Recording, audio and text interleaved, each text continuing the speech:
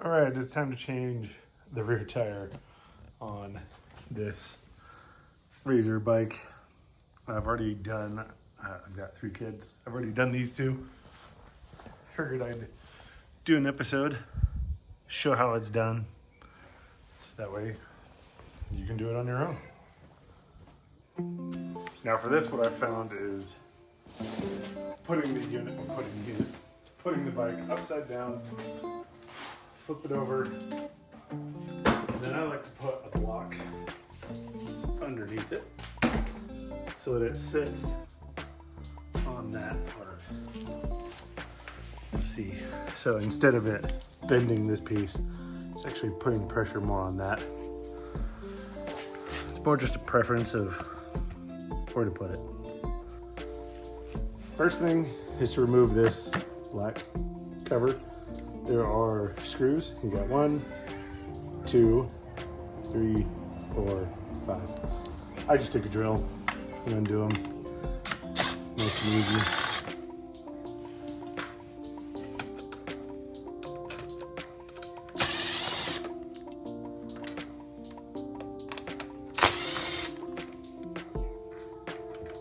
One thing to keep in mind, the screw that came out of this one is this longer screw. And the ones that come out of the other ones are these little short ones. These guys.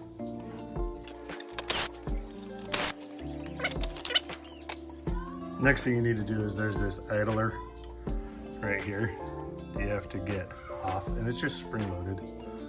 So you just kind of lift that guy up, move the chain over to the side. Basically I was pushing it down and moving the chain over that way so it would slide off. So we've got some slack on here. And next we have to replace or take off this nut. This nut, and you actually have to undo this. So these 2 right here. Don't worry about the kid. All right, this is an 8. It's an 8 on both sides. I don't have 2 8s. I do have a little 5/16. So I'm gonna do both of those.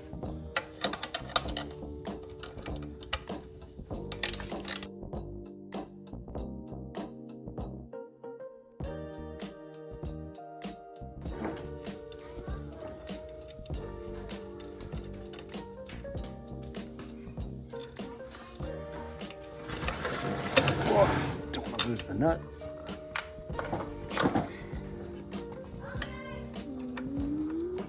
The nut.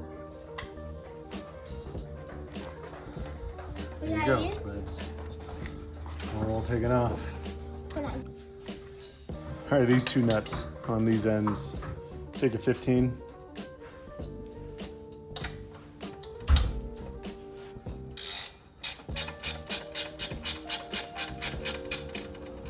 These ones you just get loose, you don't have to take off.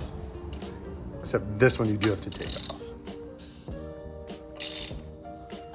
Remember, righty tighty, lefty loosey.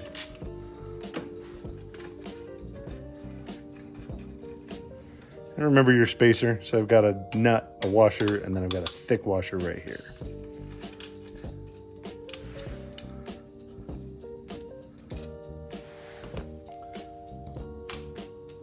And now, the way that this comes off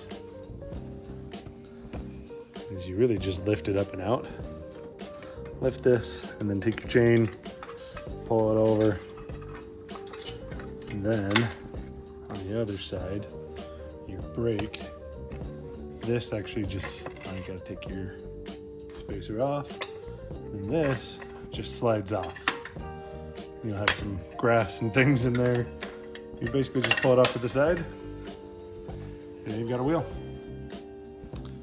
One of the things I did early on was change out the inner tube on this to have this right-angled valve, because trying to get, when all of this is on there, and you've got the brake on here, or you've got the gear piece on here, it is really hard to get your air,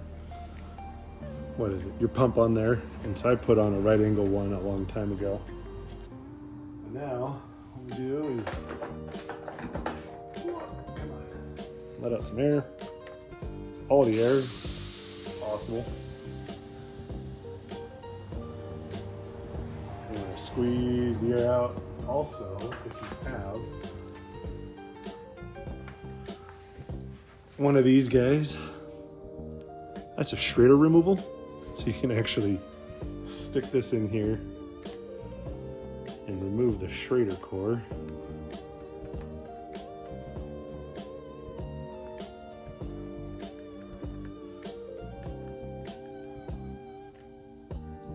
And it's just this little guy. So remove that, that way there's nothing restricting the air, you can just pull it out. And then what really helps with this are these guys. Whoops. These are for removing bike tires, but it's kind of the same principle. You stick it in, wedge it up. Just keep in mind, it's pretty stiff. It's gonna be fun getting it on and off. But stick it in underneath the tire, fold it up and over. You don't want to go too hard because it'll put a lot of tension and pressure on here. So there should be enough gap to put in 2. So you put in your 2, flip it over, and you take one and you muscle this around to get that bead off. Now, once you have this started here, it typically doesn't pop back over, but it's a good idea to keep one of these wedged in there just in case. And then you just work it. Once it gets past a certain point, that'll come out. This becomes much easier. Keep working it around. I would wear gloves. I tore my fingernail off on this one doing this earlier, so that's why I've got gloves on. Once you've got that guy out, I always grab kind of by the stem, stick my fingers in, and you can do either side, anywhere, just grab the tire.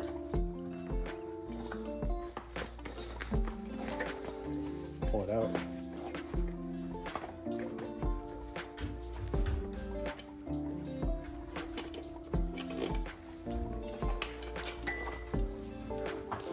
Now we have a tire removed. And then with this, a lot of times what you can do is you can just put pressure. So I have it here and I'm putting pressure this way and just pulling it over. Sometimes you can. Yeah, there we go. I got a good gap here. Just pull it off. You have your 2 halves. Your tire. These are non-directional, so it won't matter with the new one to put it on. I probably could have left this one on for a little bit. You can kind of see there's some good knobs here, but then there's spots here where apparently my kid can just find the exact spot every time and just make a bald spot. So this one could have left, but here is the replacement that's going to go on it. Now we put it back on. So because these are non-directional, you basically are taking one of these ends, putting it in here, working it on. This one tends to be easier.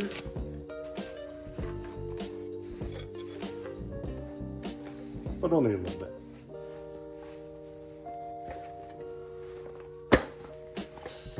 All right, so I have one side on. You can see that it's in here. Now, I need to put the core back in this guy, put it back in here. So work.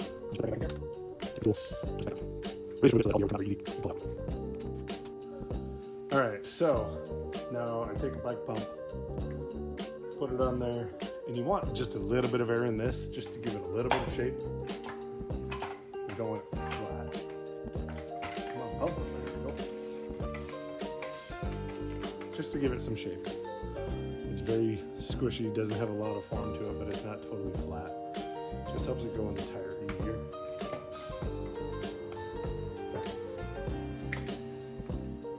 So then it's a matter of lining up the hole. So here is, I can show you. There's my Schrader hole, or the whole stem hole. So you want to line up your stem with the hole.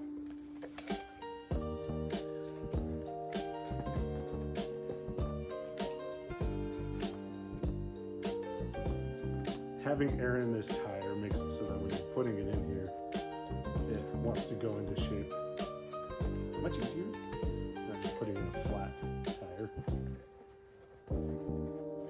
So what I'll do is I will get it lined up pretty close. So here I have my valve stem and that, get it all lined up, and then I'll take my fingers and wedge this up and then do that. So it's sticking through.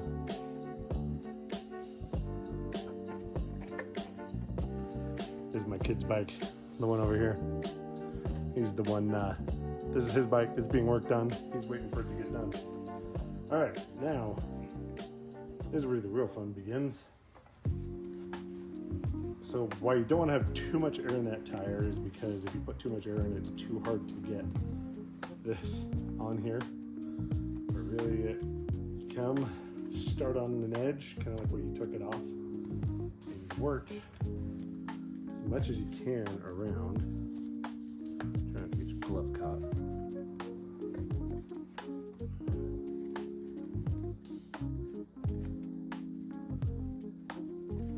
Kind of bend and force and move. And if you're strong enough, you can actually get this to just go, which you could do. Sometimes though, you got to take one of these tools, stick it under that last little bit. You can get it. Take it, and you'll flip it up and over, and then get it on. Yeah. All right, next important part of this. Hey. Got a puppet. It's playing to the audience. Okay, what you will see when you look at your tire is there is, on here, there's that ribbing, and then there's this kind of line that goes around. And if you don't have that even all the way around this, you end up with a bob and a wobble. And so you have to look at this, kind of push your tire around and make it so that it's even all the way around on this side, as well as on this side. And so I will add air in slowly to this. You want to help? Pump. Yeah, you gotta put your puppet down. Oh, you're gonna do the puppet too? All right, go for it. There you go. Sometimes you just need a little extra help. So as he's filling that, I'm gonna look at this and make sure that that line is kind of all in the same spot all the way around. So we don't end up with a wiggly tire. Don't want a wiggly tire, do we? While I'm doing that, I'll also check this. That's spinning nice, freely. We're getting there. Yeah, that's looking like it's lining up nicely. All right, should I take over? Sure. Okay. All right, while this is all apart, I'll look at this and take a look at this brake material, make sure it's fine. Pull out any grass, because there's sometimes grass and stuff that gets lodged in here. That looks good. Then I'll look at our chain, see how the chain is doing. This definitely needs to be at least lubed up, but it seems to be in good shape. All right, now, process of putting this in. So you've got your brake piece over here. that just goes on, just slides on. There's nothing really fancy you have to do. And then we also have to check our tire, our chain. Let's get you guys moved around over here. So we got the brake on there. We're gonna take our chain, feed our chain back and over.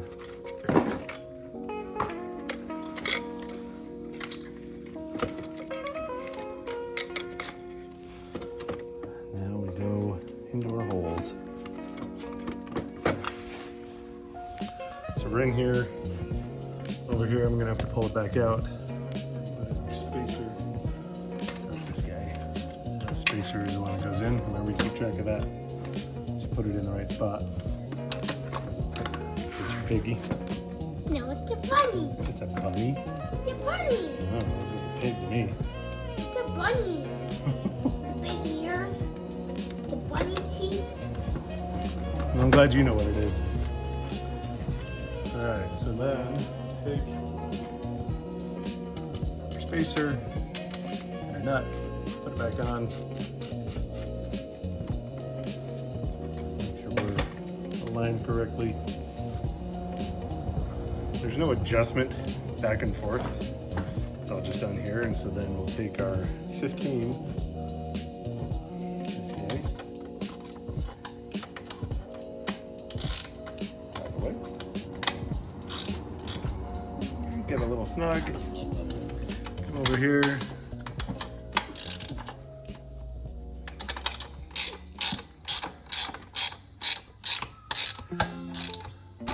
That guy tightened on. This one tightened a little more. Can I taste it? Yep. All right. So on your brake, now that this is tightened up, we'll loosen that back up just so you've got some more wiggle.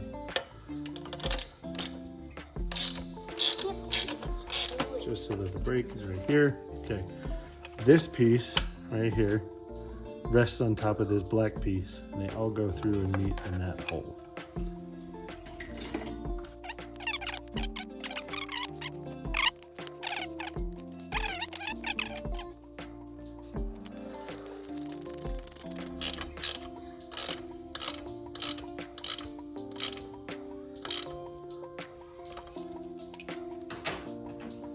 There we have it. Now we just need to tighten down this one. Just a little more.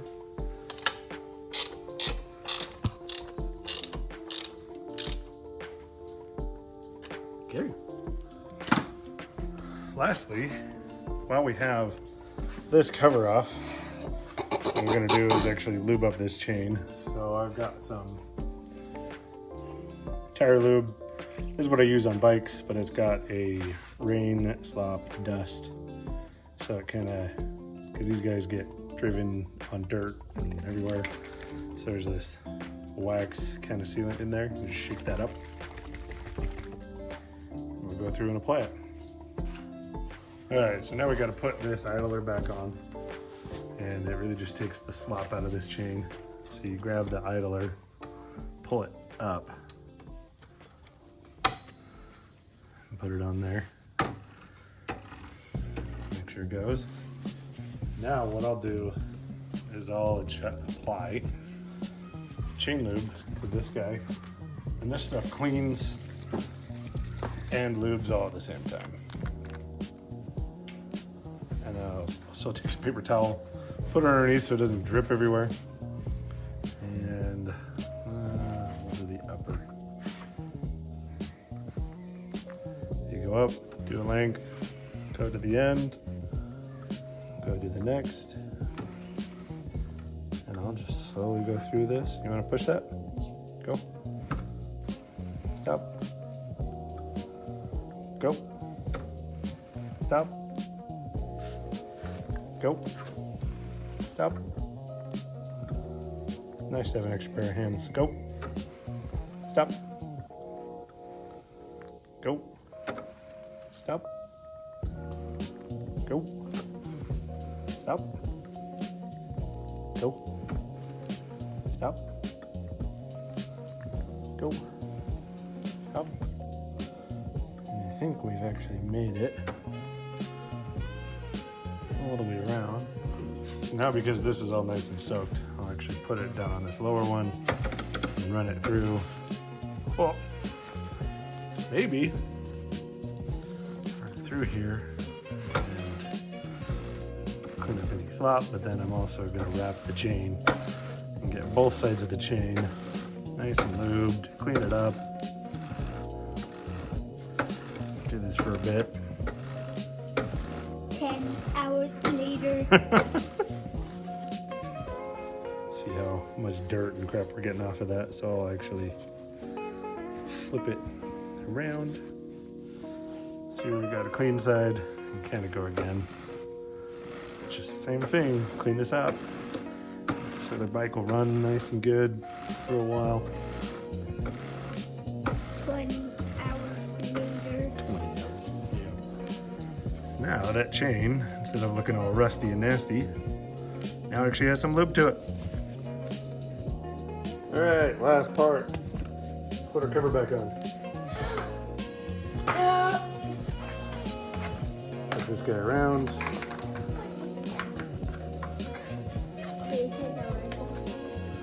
No, it's your bike chain cover. Goes around like that. Remember, your long bolt goes here.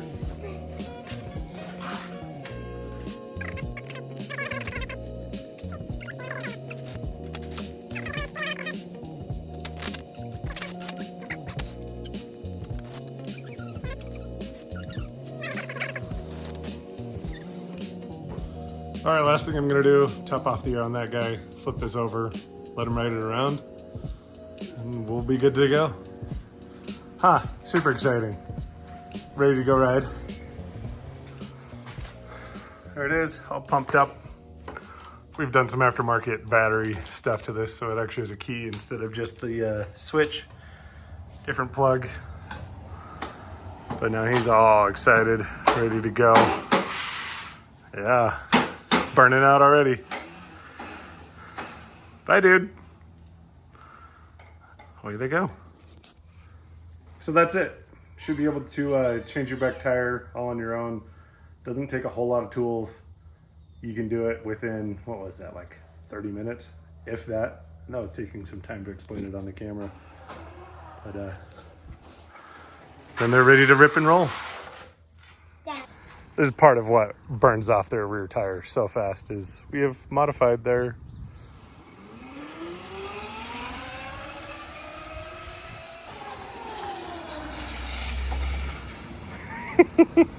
coming in a little hot. Did you use the brake on that? Yeah, that's what wears out that rear tire so fast now is they've been a little modified.